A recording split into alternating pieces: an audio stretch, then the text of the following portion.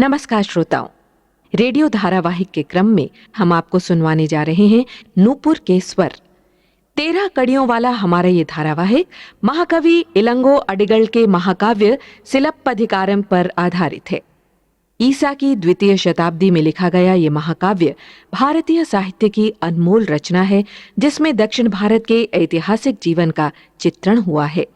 ये कथा ईसा की दूसरी शताब्दी के 50वें वर्ष की है। आइए आज सुनते हैं इस धारावाहिक नूपुर के स्वर का 13वां और अंतिम भाग। अभी तक आपने सुना, कन्नगी के मंदिर में राजा के आदेश के अनुसार नित्य प्रति पूजा होने लगती है। दूर दूर से लोग इस मंदिर के दर्शन करने और पूजा में भाग लेने आते हैं। राजा के छोटे भाई इलंगो अडिगल के लिए भविष्यवाणी की जाती है कि वो अपने बड़े भाई के रहते स्वयं राजा बनेंगे। इस भविष्यवाणी से खिन्न इलंगो अडिगल सन्यासी होने के लिए निर्णय ले लेते हैं। कन्नगी के मंदिर के एक ओर बैठकर इलंगो अडिगल कन्नगी के चरित्र, अपने चरित्र आदि के बारे में ग्रंथ लिखते हैं।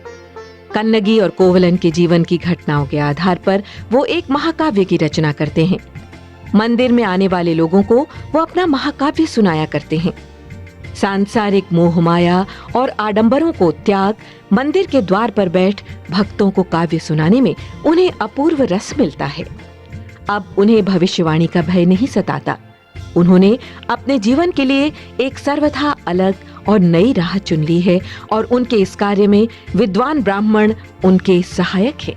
अब सुनिए इससे आगे। नूपुर की झंकार गूंजे, नूपुर की झंकार, कन्नगी और कोवलन की कथा का ये सार, माधुरी के मन की व्यथा है अपार, सती कन्नगी का अनूठा ये श्रृंगार, सदियों से सुनता आया सारा संसार। नूपुर की झंकार गूंजे, नूपुर की झंकार।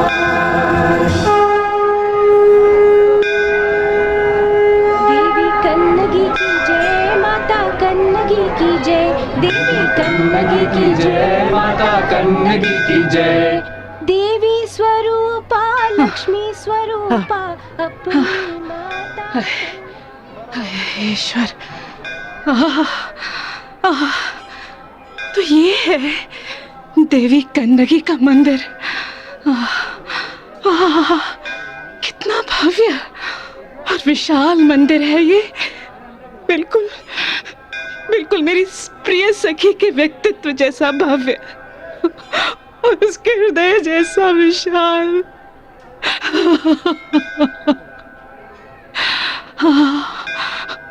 ओस की बूंद जैसी पवित्र और गुलाब की पंखुड़ी जैसी कोमल मेरी सखी, जिसके नेत्रों की सरलता मृग छौने को भी लजाती थी और वाणी की मधुरता कोयल को भी बुलाती थी। आज उसी प्राण प्रिय सखी की ममता भरी उष्णता को मैं एक ठंडी निर्जीव प्रस्तर प्रतिमा के रूप में ढला देखूंगी। क्या देख पाऊंगी? कन्नगी, कन्नगी, तुम कहाँ हो प्रिय सखी? तुम तो मुझे कहीं से भी आया देखकर पल भर में दौड़ी आती थी। फिर आज तुम क्यों नहीं आती?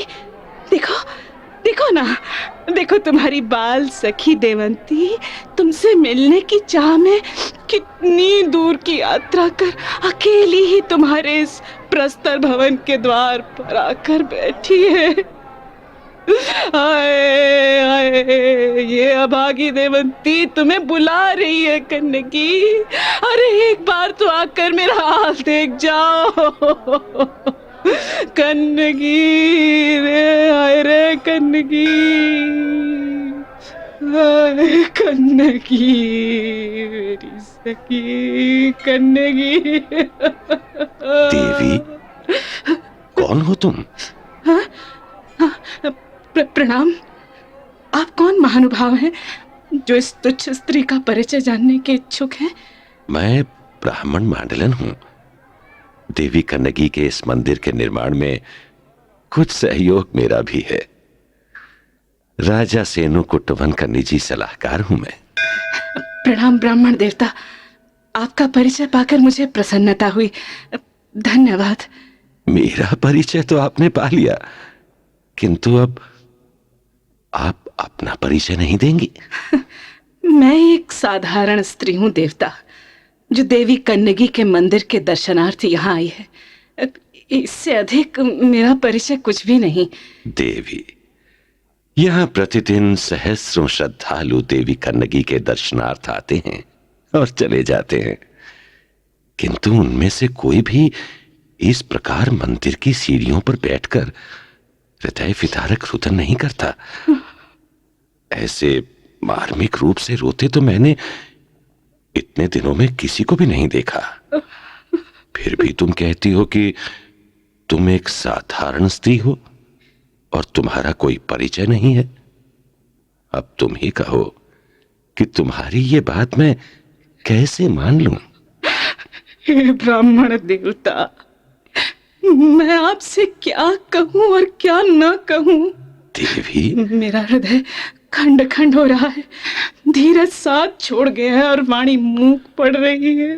देवी, मैं समझ सकता हूं कि आप देवी कन्नगी की कोई अत्यंत निकटस्थ प्रिय पात्र हैं।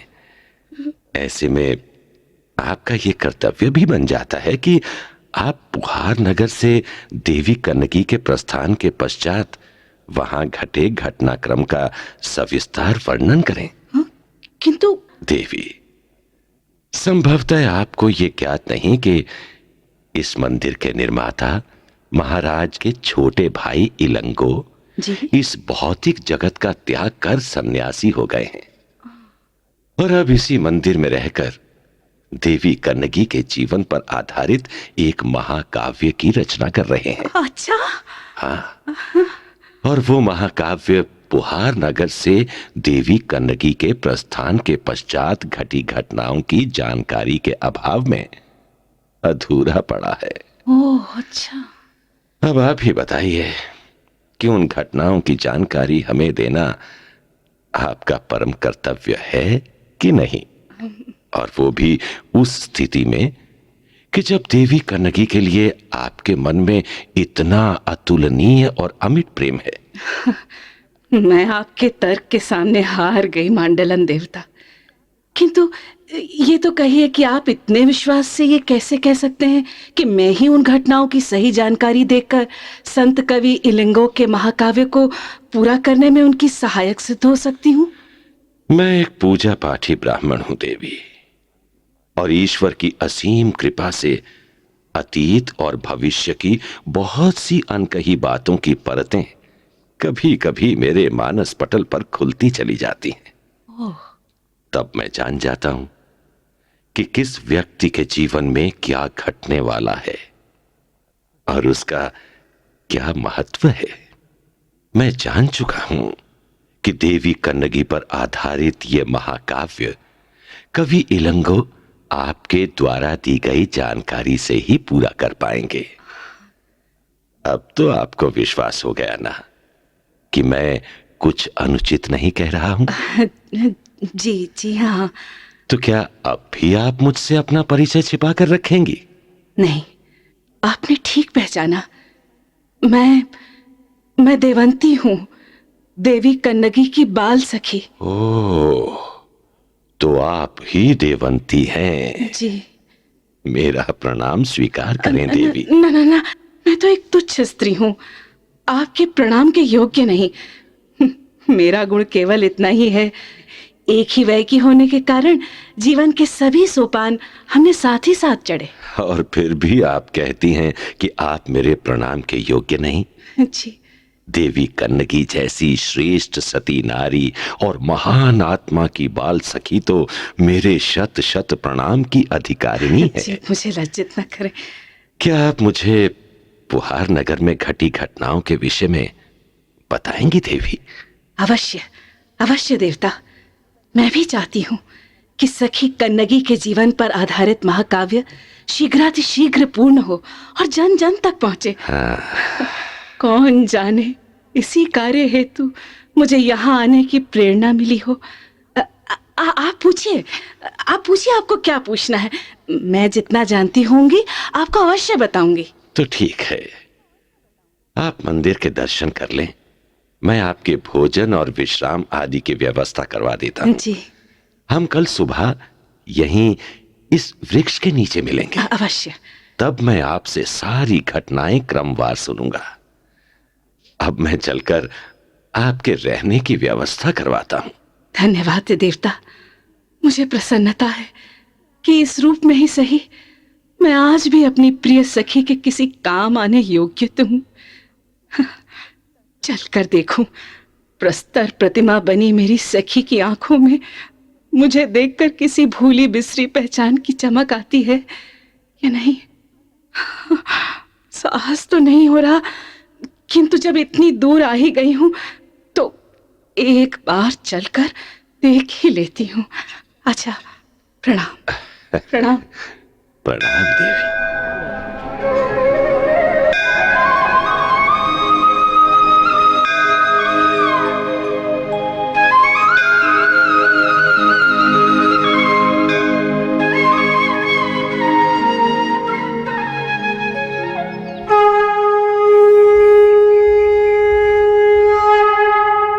प्रणाम देवी, क्षमा चाहता हूं, मुझे आने में थोड़ी देर हो गई। नहीं, प्रणाम ब्राह्मण देवता, व्यर्थ क्षमा याचना ना करें। आपको आने में देर नहीं हुई, मैं ही समय से पहले चली आई हूँ। तो क्या हम अपना कार्य आरंभ कर सकते हैं? अवश्य, आप प्रश्न पूछते जाइए, मैं उत्तर देती जाऊंगी। देवी कन्नगी जब पुहार नगर से चली तो क्या आप उनके साथ थीं? उस समय मैं सखी कन्नगी के साथ होते हुए भी उनके साथ नहीं थी। मैं जानती थी कि कोवलन माधवी के प्रसंग को लेकर ग्लानि और पश्चाताप में घुल रहे हैं।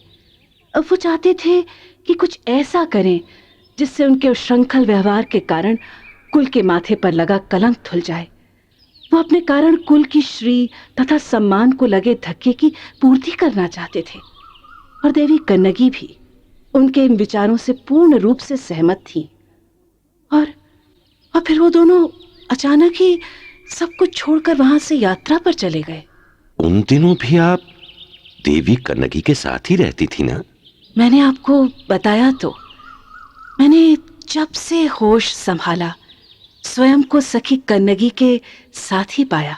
विवाह के उपरांत भी मैं उनके साथ उनकी ससुराल आई थी और वहीं उनके साथ ही रह रही थी। उनके दुख और व्यथा की एकमात्र साक्षी मैं थी। मेरा धीरज कभी छूट भी जाता था तो उल्टे वो ही मुझे संभालती थी। मैं समझ सकता हूं कि आप पर क्या बीत रही है। स्वयं को संभालिए देवी। कैसे संभालूं देवता, मेरी सखी के भाग्य में ही ऐसा होना क्यों लिखा था? देवी, कितने उत्साह से विवाह हुआ था उनका, और क्या पाया उन्होंने उस विवाह से?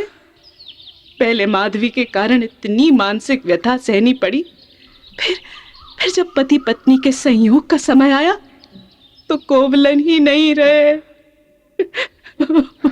देवी, अब क्यों शोक करती हैं? कोवलन स्वयं स्वर्ग से आकर देवी कन्नगी को अपने साथ ले गए हैं। ये क्या कम सम्मान की बात है?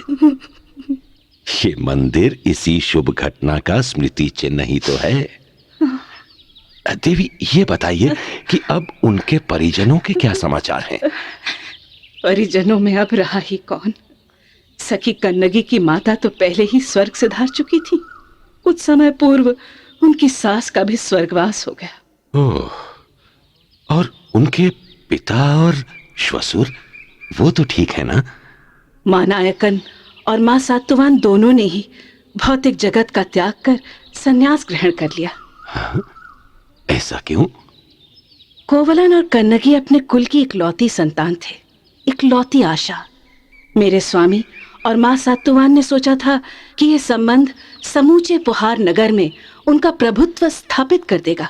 वैसे भी पुहार नगर के सबसे संपन्न और ख्याति प्राप्त व्यापारी थे वो दोनों, किंतु अपनी इकलौती संतानों के वियोग में उन्हें ये जगत निस्सार लगने लगा। वो काम करते तो किसके लिए, श्री की वृद्धि करते तो किसके लिए? हाँ, तब तो एक प्रकार से कन्नगी कोवलन के ना रहने से एक युग की ही समाप्ति हो गई है, जैसे। हाँ, यही समझ लीजिए। और जिसके कारण ये सब हुआ था, उस माधवी का क्या हुआ? माधवी? माधवी उतनी बुरी नहीं थी देवता, जितना हमने उसे समझा। उसके हृदय में जलती कोवलन के प्रेम की ज्वाला ने हमारे सुख के साथ साथ उसके सुख में भी तो आग लगा दी थी। वो नृत्यांगना अवश्य थी, किंतु उसका मानस किसी कुलीन स्त्री के समान जीने की चाह में उसे दिन रात तड़पाया करता था। उसकी वास्तविक पहचान मुझे तब हुई जब मैंने अपनी सखी को खो दिया। कोवलन के स्वर्गवास के बाद मैंने माधवी का जो रूप देखा, वो अविश्वसनीय था, अकल्पनीय था। मुझे आज भी याद है वो घटना जो कोवलन के मित्र कौशिकन ने मुझे सुनाई थी। कौशिकन तो कोवलन का मित्र था ना? हाँ। फिर माधवी के बारे में उसे कैसे ज्ञात हुआ? कौशिकन माधवी और कोवलन के अंतरंग संबंधों के बारे में जानता था। ओह। कोवलन के पुहार नगर से जाने के बाद से ही माधवी ग्लानि और पश्चाताप की अग्नि में निरंतर जल रही थी। उसने क्षमा याचना से भरा एक पत्र कौशिकन के हाथ कोवलन के पास भेजा था, जो उन्होंने कौशिकन के ही हाथ अपने अप्पा के पास भिजवा दिया, ये जताने कि अब माधवी से उनका कोई वास्ता नहीं है। अच्छा। और माधवी पूर्ण रूप से कलंक रहित है। कौशिकन से मेरा परिचय तभी हुआ जब वो पत्र लेकर आया।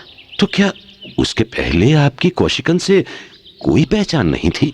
नहीं, उससे पहले मैंने उसे कभी नहीं देखा था, किंतु उस पहचान के बाद से वो अक्सर हमारे कुशल समाचार जानने घर आने लगा था। तभी एक दिन उसने बताया कि माधवी ने उसे घर पर मिलने बुलाया है। तब तक कोवलन का स्वर्गवास हो चुका था। तो क्या वो माधवी से मिलने गया? जी हाँ, और वापस लौटकर उसने वो सारी घटना मुझे शब्दशः सुनाई थी। वो आज भी मुझे याद है। ऐसी कौन सी घटना थी वो? कौशिकन जब माधवी से मिलने पहुंचा तो उसके कक्ष के दरवाजे पर ही ठिठक गया। कक्ष में माधवी और उसकी माँ चित्रापथी के बीच बातचीत चल रही थी। उस बातचीत में कुछ ऐसा था कि कौशिकन उसे सुनने का लोभ संवरण नहीं कर सका और वहीं खड़ा खड़ा सब सुनता रहा।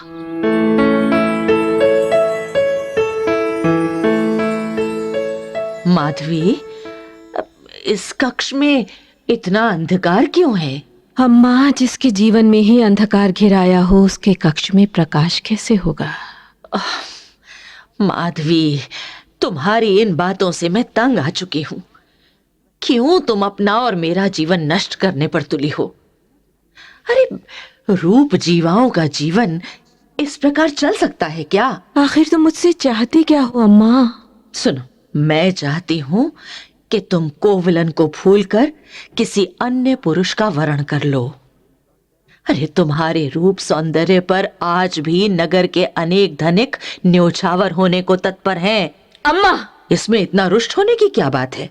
ठीक है, तुम्हें मेरी चिंता नहीं तो ना सही, किंतु क्या तुम्हें अपनी पुत्री मणिमेखला की भी चिंता नहीं? क्या तुम्हें उसका भविष्य संवारने की भी सुध नहीं? कैसे करोगी तुम ये सब केवल अपने दम पर? मुझे मणिमेखला की चिंता है अम्मा, और मुझे अपने दुर्भाग्य की छाया भी उस पर पड़ने नहीं देनी है।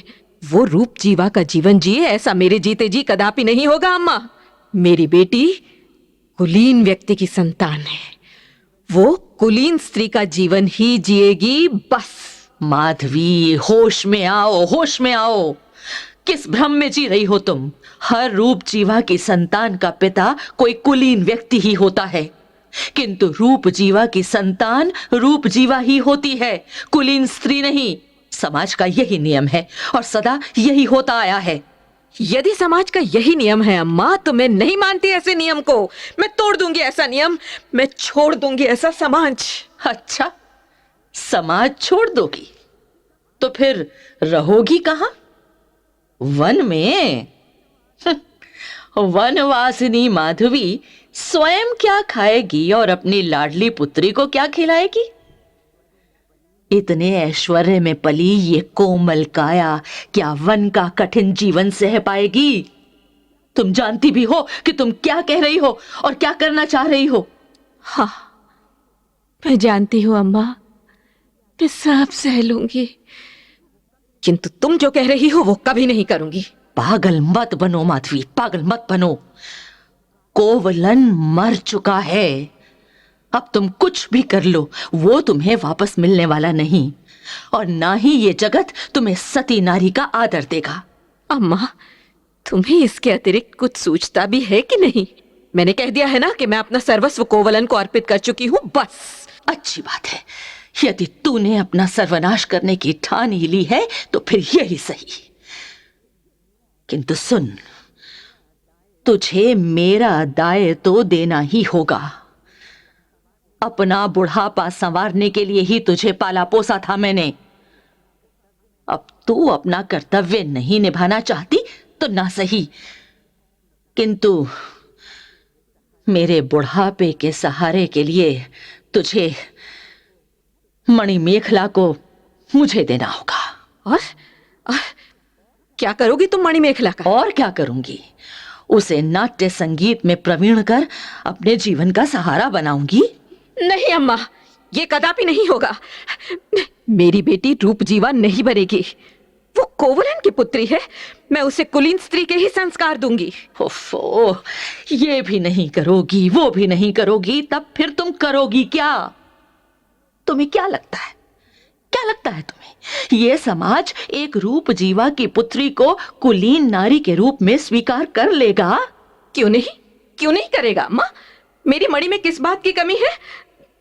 तुम मुझे मेरे हाल पर छोड़ दो अम्मा। मैं जानती हूं कि मैं क्या कर रही हूं और मुझे क्या करना है। मैं भी तो सुनूं कि आखिर मेरी ये बुद्धिमती पुत्री करना क्या चाहती। तुम जाओ अम्मा, ईश्वर के लिए इस समय मुझे अकेला छोड़ दो अम्मा, मुझे ईश्वर के लिए अकेला छोड़ दो। सब कुछ समझने के लिए ही तैयार नहीं तो मैं क्या करूं? माधवी, कौशिकन, तुम आ गए? आओ बैठो ना। कहो माधवी, कैसे बुलाया मुझे? कौशिकन, मैंने निश्चय कर लिया है कि मैं इस संसार का त्याग कर बौद्ध भिक्षुणी बनूंगी। क्या? और मणि को भी इसी मार्ग पर बढ़ने को प्रेरित करूंगी। ये तुम क्या कह रही हो माधवी? कौशिकन, मैं बहुत सोच समझकर ही इस निर्णय पर पहुंची हूं। मैंने अच्छी तरह से ये जान लिया है कि ये रुग्ण समाज मुझे और मेरी बेटी को शांति से जीने नहीं देगा। इसीलिए मुझे अब केवल यही एक मार्ग सूझा है, अपनी पवित्रता बचाने का।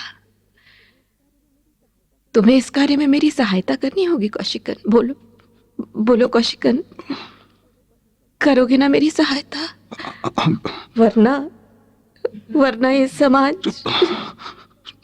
नहीं माधवी, मैं ऐसा नहीं होने दूंगा। मुझसे जो बन पड़ेगा मैं तुम्हारे लिए अवश्य करूंगा। हाँ, अवश्य करूंगा माधवी, अवश्य करूंगा।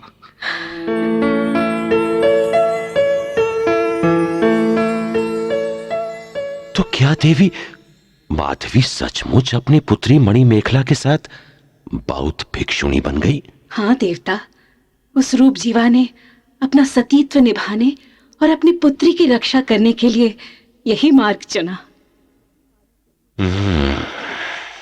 धन्यवाद देवी। अब इलंगो का महाकाव्य पूर्ण हो जाएगा। अब देवी कन्नगी की कथा का अंतिम अध्याय भी संपन्न हो जाएगा देवी।